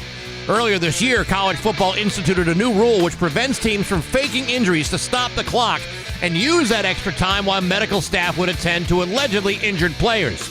In this case, 2 Syracuse defensive linemen were accused of faking injuries with just over 9 minutes left to play in the fourth quarter. After review, the ACC and the National Coordinator of Football Officials agreed that lineman Nisi Ogbabor and Kevin Jabadi Jr. have, in fact, faked injuries, thereby violating the spirit of the injury timeout. And so, the ACC Conference decided to put the screws to the football program at Syracuse and let them know who's boss. So how much did Syracuse get fined for faking these injuries? A whopping $25,000. Now, I know that might be a lot of money for the average fellow like you and me to come up with, but I will remind you that the total cost of attending Syracuse is nearly $80,000 a year. That's slightly more than it costs to send your kid to Syracuse for only half a semester. And my guess is your kid will learn more in that half semester than the entire Syracuse football team will learn from a $25,000 fine. In other words, you can expect to see a whole lot more phony injuries when Syracuse hosts the Duke Blue Devils this Saturday afternoon. You might even see some real ones, too. Just to mix things up. But hey, enough of my yapping. Sports brought to you by Rocky's Ace Hardware. If you think January is a good time to repot house plants, I got news for you. Miracle Grow potting mix is on sale now at Rocky's. So is grass seed and garden soil. Plus, get $20 bonus rewards at Rocky's when you spend over $100 at Rocky's Ace Hardware. I'm Bax. That's my view from the couch. It's classic rock. It's 8:11 and Quiet Riot with Bax and Nagle and Rock 102. It is going to be rainy today with a high of 69 giggity. Tomorrow, rainy with a high of 72. It is 66 right now in downtown Springfield. I think many of you will be surprised to know that Marty Caproni is in the studio with us right now. Apparently some sort of event going on tomorrow night. Listen, this is our last one up against the Big E, so we're doing something a little different. It's going to be a comedy show, but also a stupid human talent show. So a stupid human talent show. Now, give me some examples of what would be a stupid human trick. Well, someone just wrote on the Route 10 Tire listener line, does Pyrenees disease count as a talent? Yes, I don't know if you can show it on stage. You sure? Yeah. Even if it's got seems to have like a mind of its own, and that's the one where your junk. It's got the bend in it. Yeah. If you can figure out a classy way to show people, I guess. Yeah. I don't know. I guess it's within the bounds of the law. No one said it's within the bounds of what's tasteful. Right. Well, I mean, someone else said they got a third nipple. Come on down. That's right in their wheelhouse. Third nipples are welcome. Probably on their back for slow dancing. By the way, the only night we're not going to do this is the night of the Mayflower Comedy Night, which is the October we're gonna 16th. I think we're gonna go dark that night in honor of the Mayflower Comedy Night. But also coming up on the second, on the Thursday, the second show, that is a fundraiser for the East Longmeadow basketball. That's going to be good. So that's $30 a person, but the money's going to the East Longmeadow basketball to the kids. Night to the kids, and that should be a good night. And we're going to be back with that. We're going to be back with a real stacked lineup and everything. Just to get through the Big E, it's everything's hit or miss at this point. So we did that show and tell last week. It was a great time. Super, it's different, you know what I mean, but fun. Mm-hmm. So this week will be there'll be comedy, but there'll also be a talent show portion. We talked about the box of teeth on Friday. That was also the other winning prize. So disturbing how they were organized perfectly. It was creepy. It was a little creepy. Like incisors and bicuspids and stuff. So it was a beautiful hand carved box, and then inside that. The only way I can describe it is if like you had a fishing tackle box, and the top you can put all your lures in the different compartments. Yeah, the different compartments had different teeth, like molars and incisors. Yeah, it was odd. It had a serial killer vibe, Yeah, I believe it was Phil who said that's like trophies. Trophies like your Dexter. Yeah, right. Yeah. So it was weird. A weird scene, but it was fun. I mean, everyone seemed to have a great time. So this week, you don't even have to bring anything with you. You just have to have a dumb talent. So the winning piece was a birthing chair. Yeah. Which I'm probably a little too old to have Nagle babies. put it on his Facebook page. You can see it. Oh, I saw it. I saw it. I mean, I'm probably too old to get pregnant. But, if I were going to pick a piece of furniture to have a baby on, that wouldn't be the one I'd be thinking of. I'd want something a little bit more comfortable, something to put my feet back in the stirrups or whatever. I'd buy it to make a baby, but not to have a baby on it. Yeah, it sits too low for me. I need to brace myself. Yeah. But it was a peculiar thing, and you knew we didn't know what it was when she brought it in. We genuinely didn't know. So when we get everyone up on stage to explain their item, she hits us with Spanish birthing chair, and it was like, this thing's definitely going to win. You could tell it was going to win. But there was a lot of other cool entries. It was fun. So this one's going to be fun. I mean, even if you ever always want to try comedy, you're like, I just have one funny joke or one funny story or whatever, you might win. How about that? Are you ready for a fun fact? Why, yes, Steve. Well, if you've been racking your brain trying to figure out why today is notable, it's because today is National Punctuation Day. In a recent poll, most Americans say they very often use periods. I know my ex-wife has had several of them in a day. Capital letters, 64% in their writing. Less than 10% of people say they rarely use periods or capitals, like E.E. Cummings or bell hooks. This is all riveting information. I was trying to break the ice here and go into something different. Well, I can understand why you'd want to reach back and pull out some of those little factoids. Well, I just felt like I needed to derail the entire conversation by adding something that didn't need to be added into the conversation. I see. You did a good job. Number 3 are commas. 55% of them use them very often. 10% rarely do. People don't have any wherewithal about punctuation, especially when they're angry responding on a Facebook post. Yes. My favorite is how when you get really upset, everyone always makes the mistake. It says "your" instead of "you are." Oh yeah, and that's the passive aggressive correction that everyone comes to. Some guy just did that to me on that Athol video I made the other day. Yeah, it had 100,000 views. What? On it.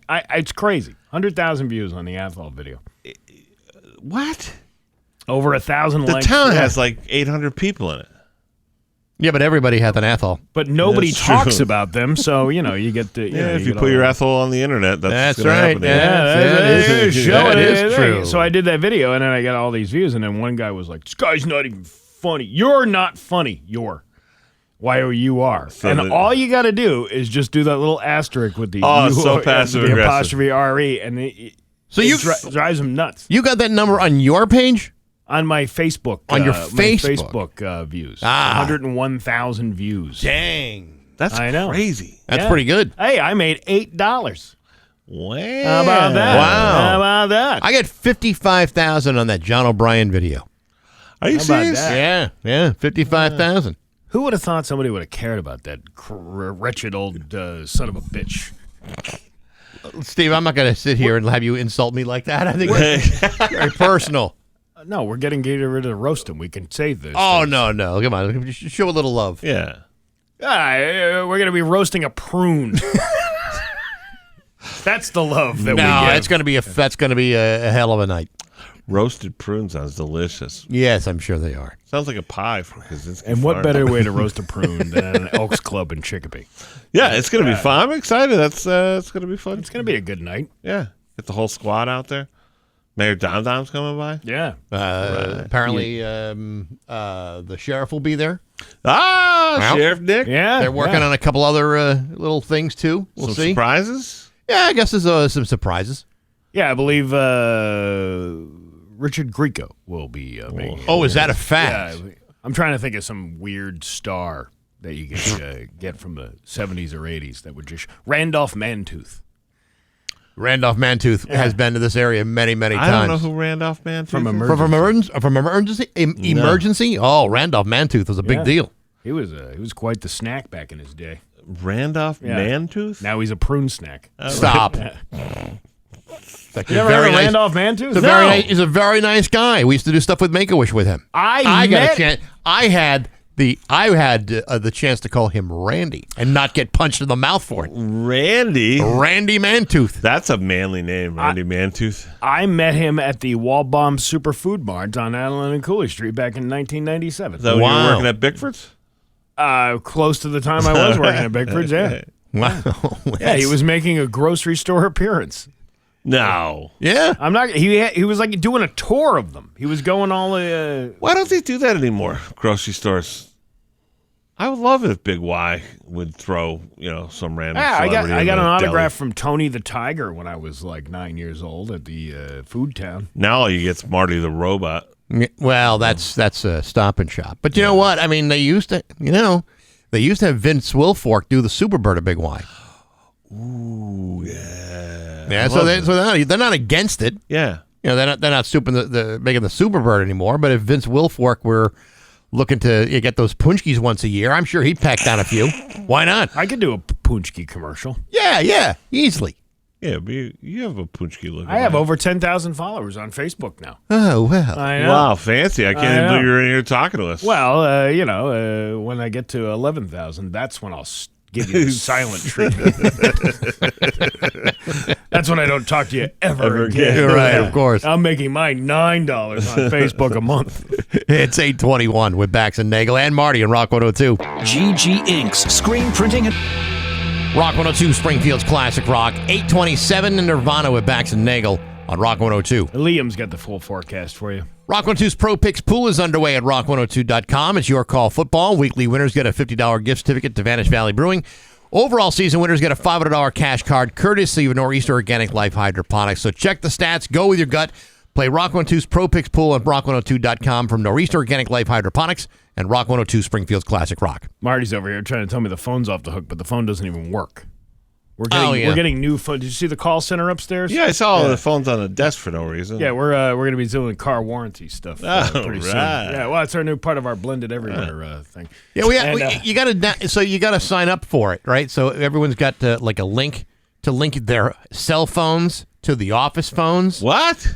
Yeah, it's like so now if I get a phone call I have a telephone call at the front desk. Now Mr. Herman, paging Mr. Herman. They can now track me down. Really? Yeah, it's like I don't want that. Yeah, I want the voicemail to be solely here. Yeah. So when I come in the morning, there's a message there for me. Yeah, that's so when like people are complaining about the show, like that one guy, then I don't want to listen to that.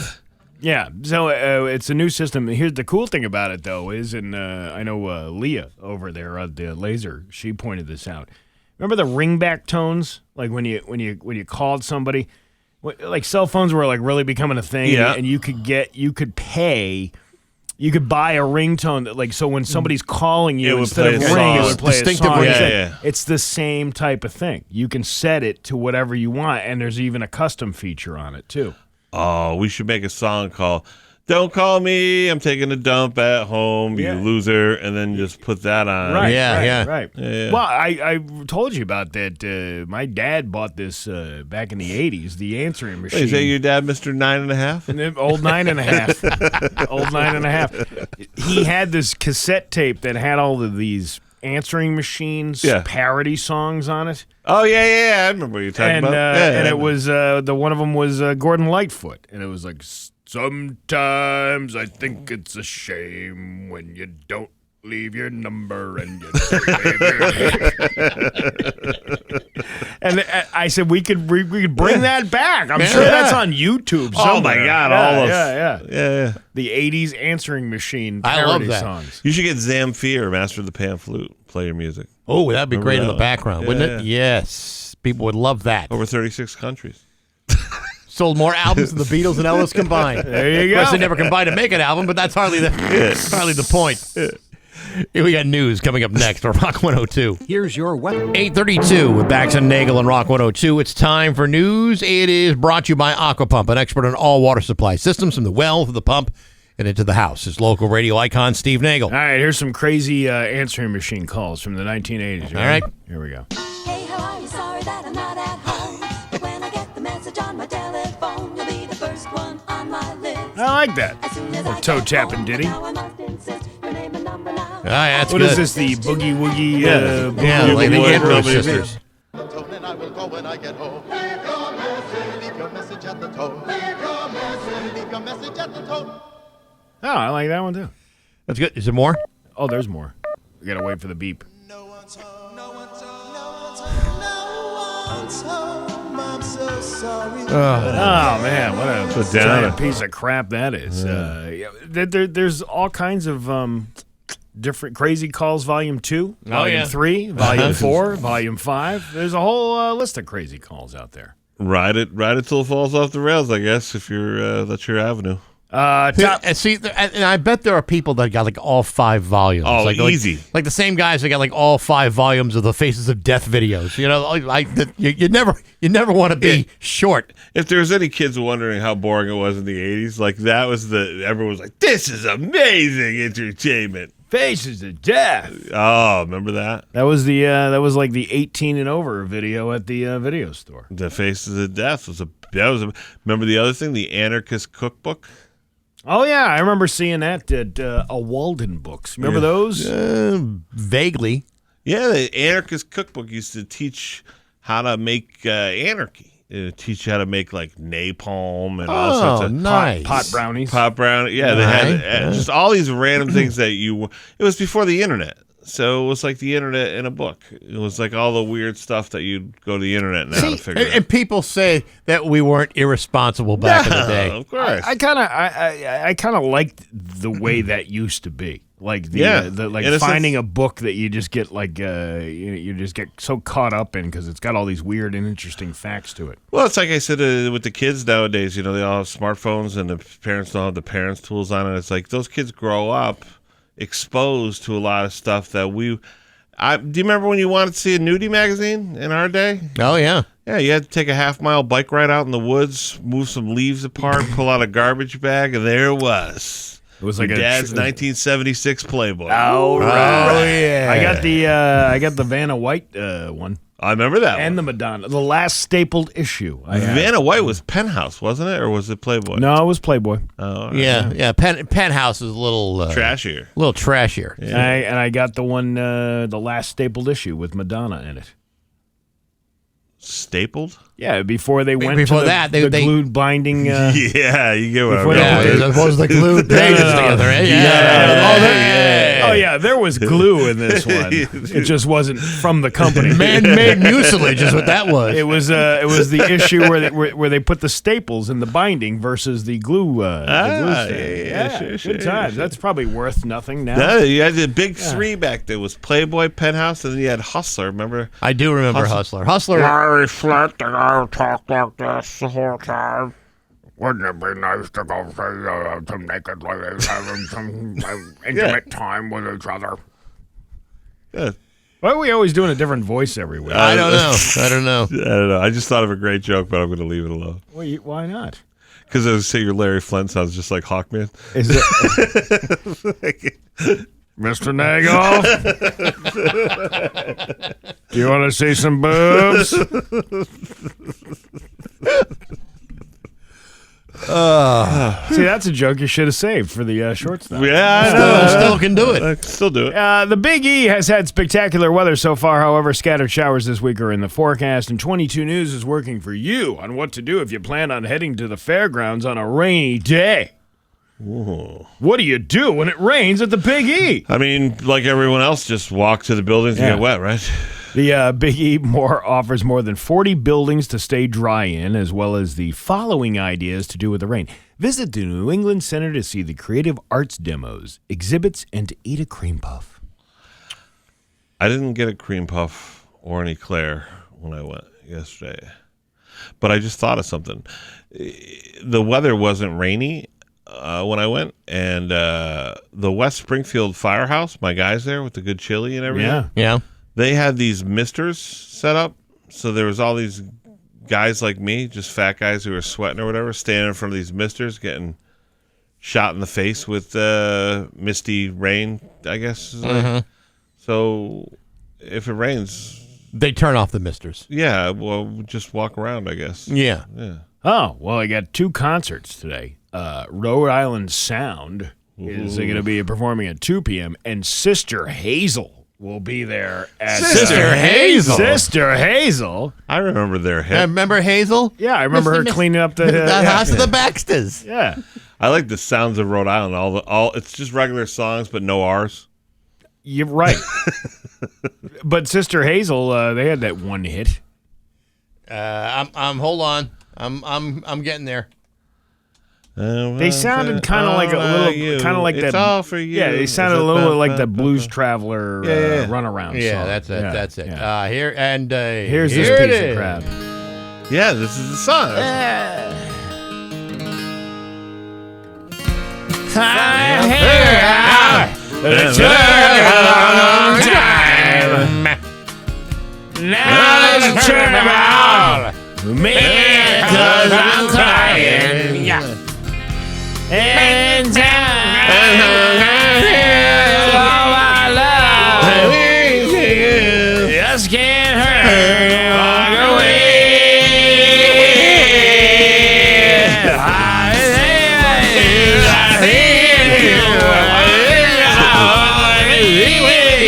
All right, it's quarter after 8 here on the hour. Coming up next, we've got all your best hits from the night. Yeah, what are they going to fill the rest of the time? That's the only song that they had that I remember. If they were smart, they'd reach out to us, you guys. I don't know why they haven't. Well, they're probably waking up from a bender last night at the Big E. Hey, I think they're talking about us on this local radio station. Hey, they got some radio airplay. Oh man, that's no, fun. they had other songs, just nobody listened to them. Yeah. What are you talking about? Now, who's coming up tomorrow? Do we know? I just saw it. Where is the Sister Hazel's tonight? Tomorrow is the band Perry. Like Perry. It's just the band Perry. Just Perry. They're called the band Perry.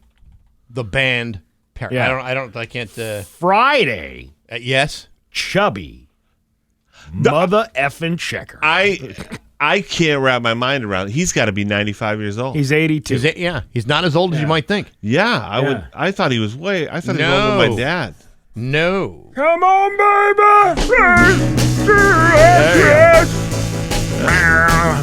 Here we go. Come on, baby. And let's do the twist. Come on, baby. Let's do the twist. We're gonna fist. Whoa. It goes like this. Well, that's not the song at all. I thought it was the fist. No. It's a twister. Not the other thing. No. Oh my God! The last time I got down and dirty with your mother, Chris Kim, is when I had the twist and the fist. What are you trying to say? Now, will he also be doing this timeless classic? Come on, everybody. Clap your hands. Looking good. I'm gonna sing my song. It won't take long. I'm gonna do a twist and it goes like this. Come on and twist again. Like we did last summer. Yeah, let's twist again. Twisting time is here. Talk about a guy that knew how to capitalize on a good thing. Milked it. Oh, he really milked the hell out of it. And here we are, almost 70 years later, still welcoming Chubby Checker to the Big E. Fist again.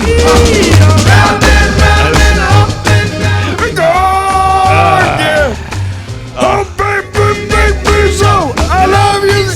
How did Louis Armstrong get in there? I don't know. But he is a Big E favorite, that Chubby Checker. Ooh, I like the fisting from the...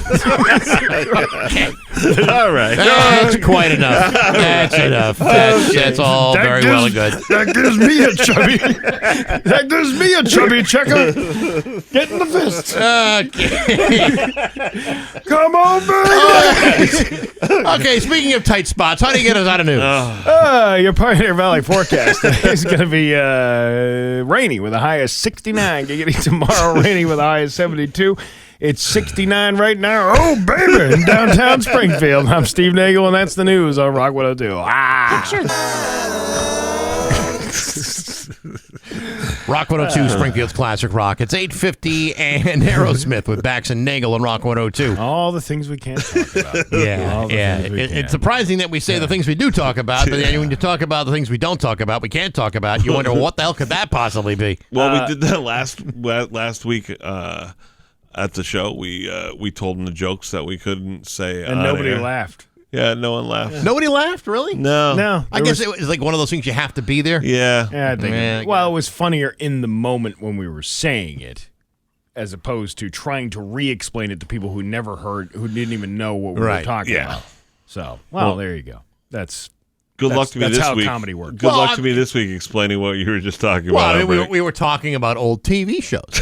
Yeah. And, Steve's been on this big, Three's Company kick. Yeah. Love Three's Company. Yeah, of course. I'm watching an episode a night. Are you watching? Did you see the one where there's a big misunderstanding, and then all of a sudden one person thinks they're talking about something else? Oh, my God. About do something else, and then all of a sudden it's like, oh, boy, there we go. Did you hijack my Peacock account? That was a Freudian slip. Yeah, sure it was, Dave. Sure it was. Yeah. Hijack my Peacock account, not hijack my This isn't like a Reese's peanut butter cup commercial where you got peanut butter on my chocolate and you got chocolate on my peanut butter. But coincidentally, that was what the episode of Three's Company was about. So we're talking about old TV shows, and you made an Alice reference during the show because we were talking about chili, and then you made I said, Flo, pick up. Right. Mel's chili's ready. Here he is making Alice references over here, and he said, that's the next show you're going to be moving on to. And I'm like, no, I'm going to go back to the Different Strokes. And then Marty brings up the fact that they used to have this very special episode. A very special episode. And one of them was the bike shop owner, who was Gordon Jump, who played Mr. Carlson on WKRP. I can't believe you know that much about the episode. Oh, I know the whole episode. He knows the cast members. There was a couple of them. There was that one where it was Dudley that had the experience with. I keep calling him Mr. Carlson. His name wasn't that on the show. WKRP. Mr. Carlson. He was. But anyway, he was in the back room of the bike shop with Dudley, and then the police. Arnold brings the police with Mr. Drummond, and the whole thing, and then they have that very special message at the end. Tonight, talk to your children about the dangers of strangers. But there was another one where Kimberly and Arnold got kidnapped. Do you remember that one? They got kidnapped. Yeah, I don't remember that one. They were out buying a gift for Mr. Drummond, and then Kimberly was like, "Oh, we got to walk all this way. Let's just hitchhike." And then this guy picks up Arnold and Kimberly in this thing and brings them to the seedy apartment and ties her up and and then they finally caught them and all. It was ironically, Dana Plato knew her way around a seedy hotel room where somebody was tied up and beaten. She knew that. Not then. Not then. She was dabbling. She was yeah. dipping her big toe into the pond. She was doing nose beers. Yes. Before the show? Listen, she was a handful even at a young age. Todd Bridges was already on a full-fledged crime bender back then. What did I hear cocaine described as the other day was... Rick James nose aerobics. I thought that was a great reference. Pretty solid. To doing Rick James nose aerobics at 4 p.m. Oh my God, that's pretty funny. That's hilarious. I had a mental block with the Three's Company thing. Can you sing the Three's Company theme song with all the words right? Come and knock on our door. No. What? Wait, the Three's Company? Mm-hmm. Yeah. Come and knock on our door. Yeah. We've been waiting for you. Yeah. Come and knock on our door. But this is the part. Knock on our door. Waiting for you. Waiting for you. Where the kisses are hers and his. Three's Company too. For whatever reason, I have mental block. I always thought it was like something about lazy, hazy days of summer. No, that's come Nat and King dance Cole. on our floor. Come and dance on our floor. Take a step that is new. Take a step that is new. These are lovable face that needs your face. Three's Company too. You'll see that blah blah blah blah blah blah blah blah blah blah. Down at our rendezvous. Three's Company too. By the way, the Regal Beagle in Indian Orchard was nothing like the Regal Beagle in Three's Company. No, what are way you more talking cocaine. about? There was a guy hanging out there with a shirt, hair hanging out of his shirt and a chain down his neck. Yes, that is true. But the times that I have spent at the Regal Beagle in Indian Orchard, it was not really quite the same. It was not like more of a Miami Vice theme than a. Perhaps that's true. More Rick James nose aerobics, if you will. It's a great way to stay in shape. Do you remember this computer game called Leisure Suit Larry? No. You never Leisure Suit Larry was this like old DOS game that they had, and it was like this guy you'd go and try to pick up chicks, and it was modeled after what's his name? Larry from Three's Company. From Three's Company. Yeah. Oh yeah, I remember Larry. Richard Klein, that's his name. Yes. Yeah. See, you guys are good with all that, with the actors and stuff. I'm about bad with that. I think we grew up on that. Just we didn't have any. There was no daycare. Daycare was television. Well, I like a different story. I was a Silver Spoons guy. Silver Spoons. Ricky Schroeder. Wow, that takes you back. Remember, because that was their example of the crazy wealth that the kid on Silver Spoons. He had a train in his house. Yeah, that was a real live train, and that was like to me the coolest thing. Now, so much better than like the Mr. Rogers trolley. That was like what a half-rate piece of business that was. You know, the Mr. Rogers trolley was cooler to be in college when everyone was doing hallucinogens because it would go to a different world. Yeah, you know? Ricky Schroeder just go to the kitchen and then back to the living room. It's kind of boring, you know. Yeah, that wasn't. I liked that show. I thought that was cool. Yeah, he had that in his house. What I liked about it is it never had any of the special episodes where people are getting kidnapped. Yeah, right. Tonight in a very special Silver Spoons, Mom tells Ricky to put his train set away. The train breaks. No, there's a derailment in the living room. There's a massive derailment. They wouldn't have them today. They don't have those shows today with the special messages. No, you Tonight never see. on a very special 2.5 Men, Charlie Sheen tests positive for HIV. There's something to be said for that, though, right? Because our parents did sit us in front of the TV the same way people do with iPads now. Yeah. But when TV was raising you back then, the episodes always had a morality with them. They had a moral of the story, a cautionary tale. You know, it was always Punky Brewster. It was teaching you to do something. Facts of Life used to have a bunch of them. Facts of ton. Life was really good They on that did the one. bulimia. They did. It was anorexia on. What was it? Growing Pains had bulimia or anorexia. I can't remember which one it was. Growing Pains. Oh, I think Tracy Gold was not eating, or I think she was anorexic. Are you sure you're not talking about Saved by the Bell with the? She was on Speed. Oh, that's right. Yeah. Then she was in Showgirls. Yeah. Well, it's the gateway drug to speed is the tonight. Gateway drug. Yeah. Tonight at a very special Saved by the Bell, Screech gets busted in a motel with knives. He was a good dude. He actually wasn't a very good dude. You talk about the moral lessons. Yeah, that's what I'm talking about. There's a morality. Now the show's on for kids. There's no morality about anything. But think about this. Tonight on a very special Cosby show. Okay. Yeah, I know. Drinks galore. Fair point. Yeah, you're probably not likely to get a very special message from Bluey. That's what I'm saying. Yeah, I don't think you would. No, I don't think you would get maybe Handy Manny. You could probably get a special message from Handy Manny? You never saw Handy Manny? I thought he got deported. Maybe that's He why might have been. Yeah. He might have been. Or, Handy Manny, my daughter used to love Handy Manny. Yeah, Handy Manny was a good show. They had all the kid tools. can fix anything. Yeah. But they can't do a special message on Handy Manny. Why not? Well, what else was there? Disney had a bunch of shows, right? The Hannah Montana one there. But there was never like a real special episode to teach your kids anything. No, they weren't. Right. That died in the 80s. That's what I'm saying. We're never going to see it. That's again. it. Like we weren't much better than the iPad generation, but we were a little better. You know, they taught us something. Tonight on a very special. What's the new show out there right now? I mean, you're asking. Yeah, I know. I get it. It's all reality TV now, quote unquote. Reality. Tonight at a very special Real Housewives of Atlanta. Right. Mom changes the Wi-Fi password and the kids go nuts. Yeah, that's And doesn't tell anybody what it is. yeah. That's it's not entertaining the way when we were kids TV was entertaining. It's 9 o'clock with Bax and Nagle and Rock 102. It's back. Rock 102.